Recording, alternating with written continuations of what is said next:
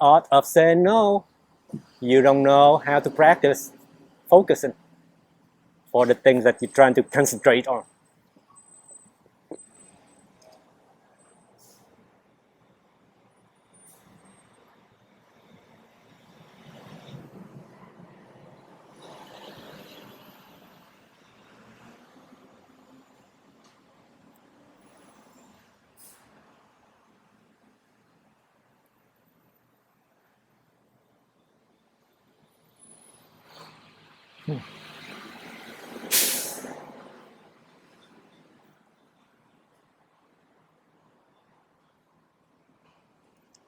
That's deep. That's deep. The reason why you heard a long pause, a big silence from me before you said that's deep, because I was practicing respect of reciprocation. When I finish my disclosure, I must always keep my mouth shut and understand that the next 3 steps are for the listener to do, not for me to do.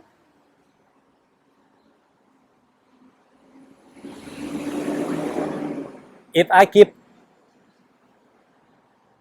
I felt like I was winning an argument and go on and on and on and on, then I would be interfering with the conversation, wasting your time and my time. Because I understand that the second step of reciprocation is comprehension. You were trying to comprehend what I disclosed. That's why you didn't say anything. You were trying to work the second step in your head. And because I understood that, that's why I went along with your silence and not interfere with the second step. And then after you comprehend, you do the third step as the listener. You did the third step. The third step is consideration. That step is also done in your head. And that's why the silence is even longer. The silence was so long because you had to do 2 steps at once inside your mind.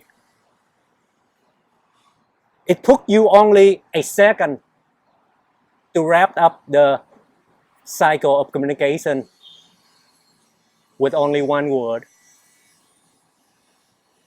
or a short sentence. That's deep. That step is called acknowledgement. Until I hear your acknowledgement, the communication cycle was incomplete. And that's why I had to refrain myself from saying anything so that you have a chance to finish the last 3 steps of reciprocation. And as soon as you acknowledge that's deep, then I can jump in and disclose what you've just heard. It's a new thing. So, do you see how I display respect every minute in this conversation and thus in my life?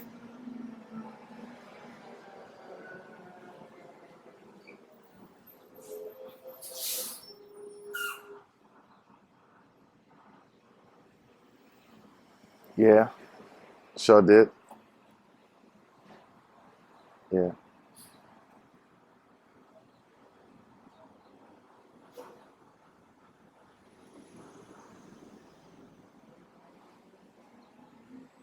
The risk of practicing this kind of respect to the max is that at my age, you tend to forget where the conversation was going. You're funny. But it's not, it may be embarrassing, but it's not unacceptable for me to ask you, where were we? I rather feel embarrassed than to be disrespectful.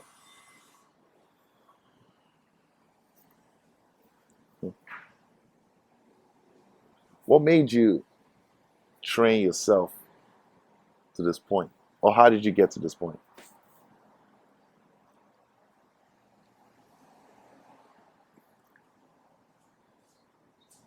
Because I have the knowledge from the book. You wrote the book. Exactly. And it's like English. I see that for the rest of my life, I will never be able to master this knowledge. It's like English because it is language. It is a language. Thumoslang, Thumos, Thumos language, but we shorten it to refer to it as Thumoslang. So Thumoslang is not a philosophy, it's a language.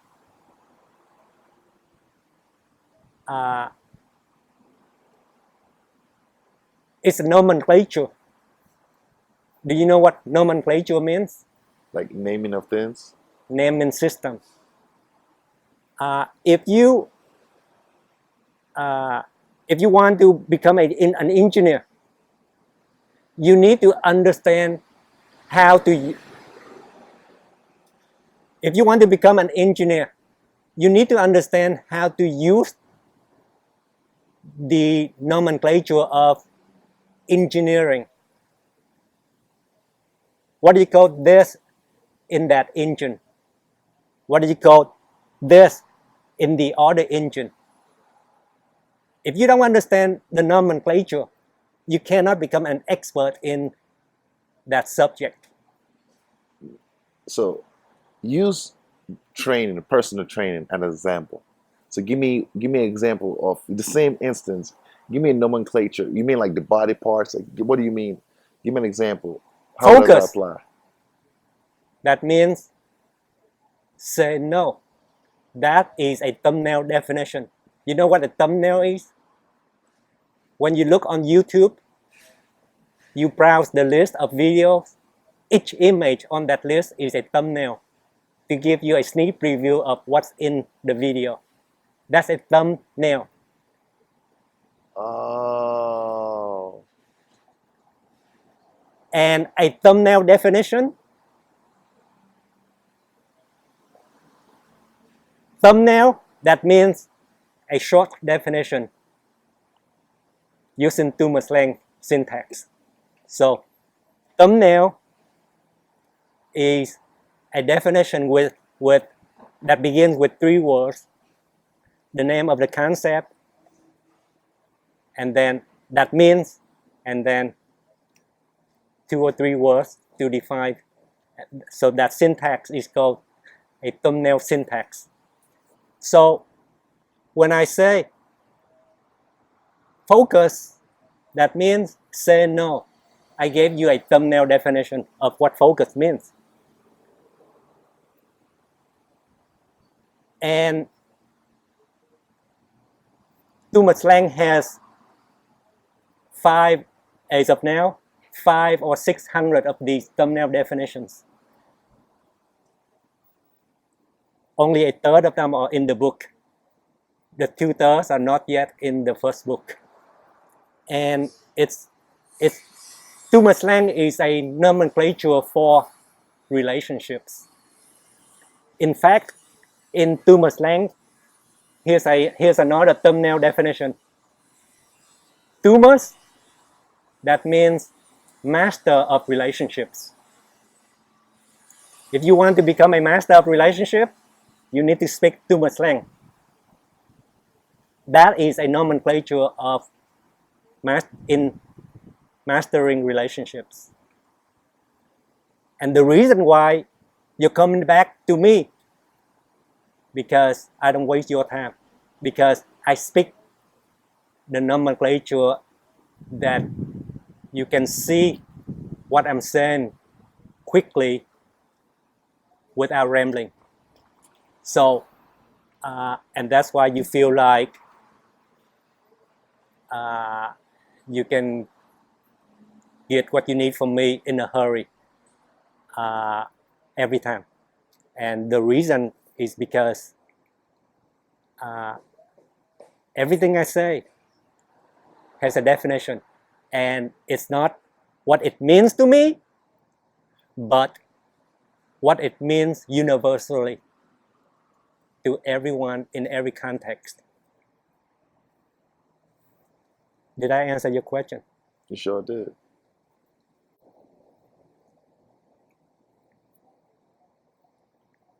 So, in regards to business, like I told you, I'm a personal trainer.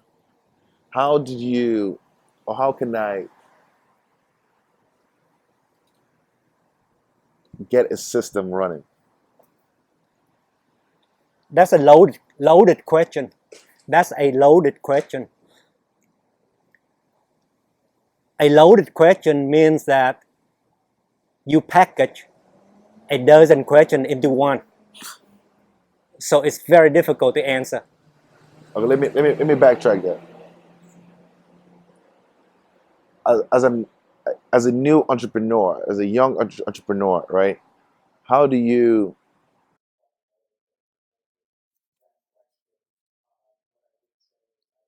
It, Okay.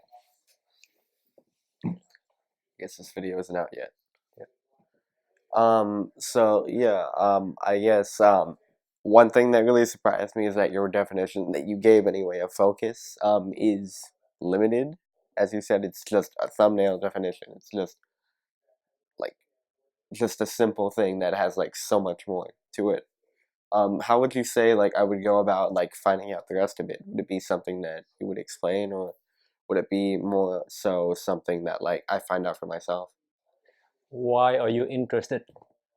Well, in a broader thing, you pointed out something really intelligent, which was that well, there's reciprocation. There was basically journey.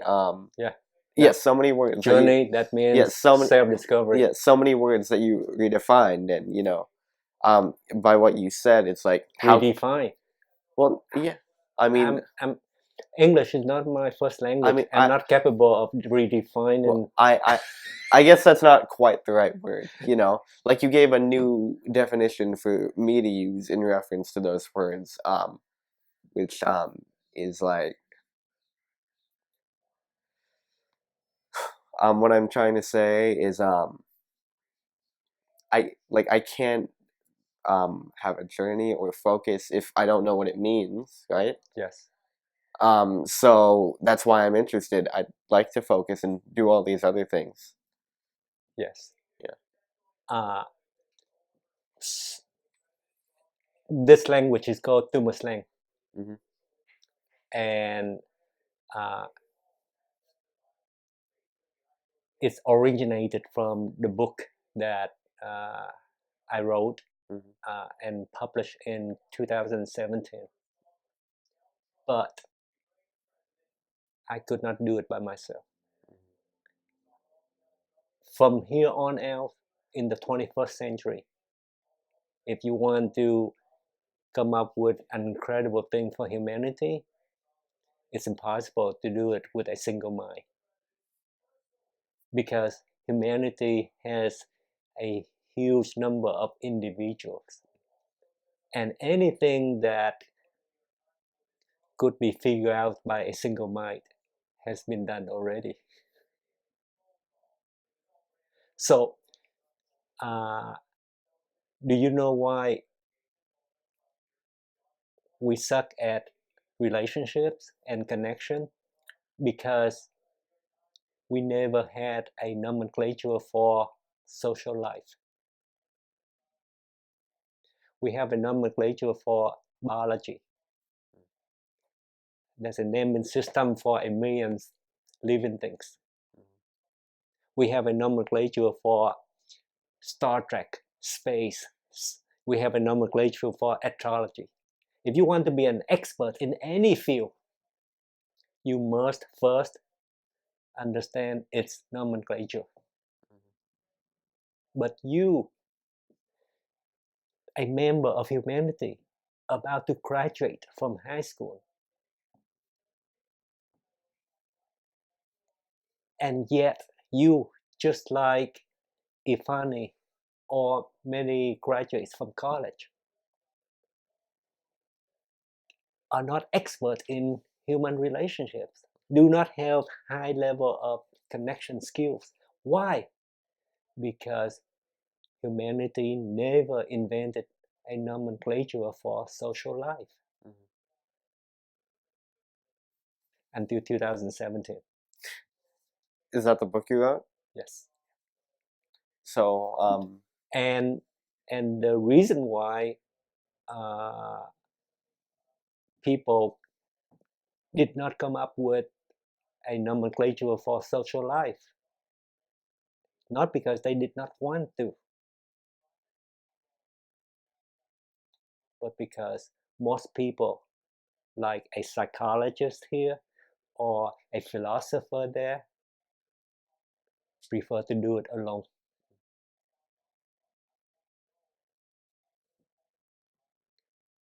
And when you go it alone,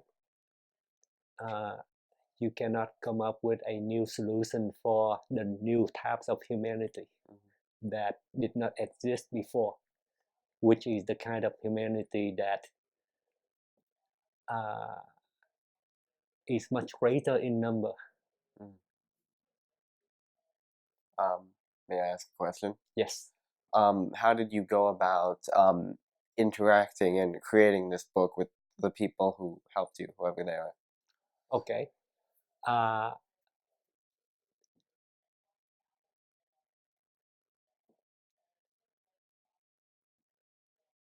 Can I answer that question with a video? Go ahead. Okay.